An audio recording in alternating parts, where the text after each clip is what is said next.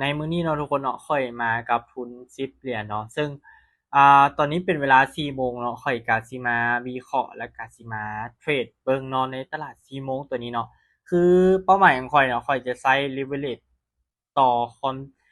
ผลกำไรต่อความเสี่ยงเนาะหรือว่า RR เนาะ RR อยู่ประมาณข่อยตั้งเป้าว่าข่อยจะเทรด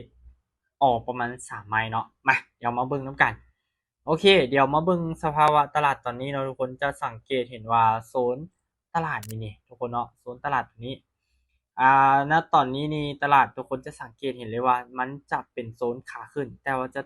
เป็นฝั่งของสลับเนาะโอเคมากลับเข้ามาอยู่ที่กราฟเนาะเดี๋ยวเรามาเบิ่งออเดอร์นี้ค่อยจะทำการขายเนาะโอเคขายหรือ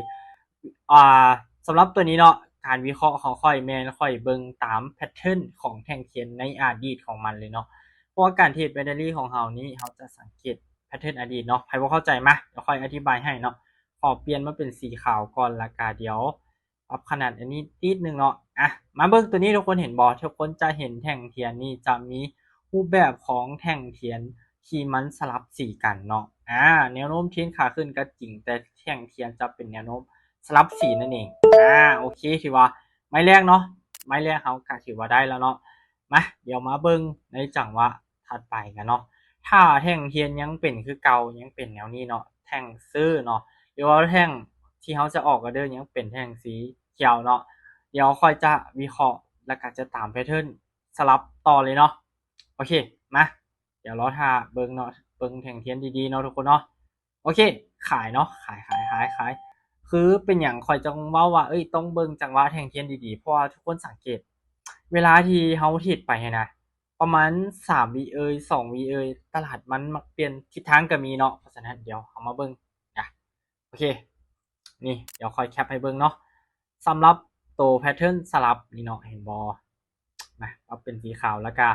เดี๋ยวเบิ่งตัวนี้นำกันเนาะทุกคนเนาะนี่เห็นบ่ตรงที่ค่อยวงกันเนาะจะเป็นแพทเทิร์นของแท่งเทียนสลับเนาะมาเติมไม้หนึ่งทุกคนเนาะโอเค ถือว่าเบิ่งน้ำกันไม่นี่เราค่อยขอตัดสินใจก่อนว่าโอเคสิไปต่อบ่มาโอเคถ้ามันยังปิดเป็นแท่งสีเขียวเนาะแท่งออกออเดอร์นี่ยังเป็นแท่งสีเขียวเนาะค่อยก็จะเบิ่งโอเคได้อยู่เนาะทุกคนเนาะมาขายโอเคตัวนี้มาเบิ่งน้ำกันเนาะภารกิจของข่อยสิสำเร็จบ่ข่อยสิเอาประมาณ3 ไม้เนาะ โอเคลงมาอยู่ตอนนี้เนาะก็ตามที่ค่อยเว้าไปเนาะแพทเทิร์นของตัวนี้เนาะเดี๋ยวค่อยแคปอธิบายอีกเทีนึงนะตัวนี้ทุกคนสังเกตเนาะนี่เห็นบ่แท่งเทียนที่ค่อยวงกลมนี้มันจะเป็นโซนที่สลับนั่นเองเนาะสลับเนาะอ่าตัวนี้มันจะเป็นโซนสลับเนาะค่อยก็มีแต่ตามแพทเทิร์นของมันเลยโอเคเนาะจาก10 เหรียญเราปั้นมาเป็น4074 เหรียญขออภัยเนาะถือว่าค่อยน่าจะพักแล้วเนาะพักแล้วโอเคหยุด